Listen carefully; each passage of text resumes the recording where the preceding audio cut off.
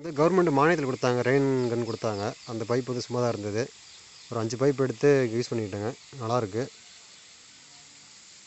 இந்த லாஸ்ட்டு தளவுக்கு மட்டும் ஒரு 10 அடி பிவிசி பைப் பத்தலை. அதனால் பிவிசி பைப் அட்டாச் பண்ணி போட்டுக்கிட்டேங்க. கருப்பு பைப்பு கட் பண்ணி வேஸ்ட் பண்ண வேணாம்னு சொல்லி போட்டிருக்கேன். இந்த லாஸ்ட் எண்டு வரையிலும் போகும். ஒரு 5 பைப் தான் 6 மீட்டர் பைப் போட்டிருக்கேன்.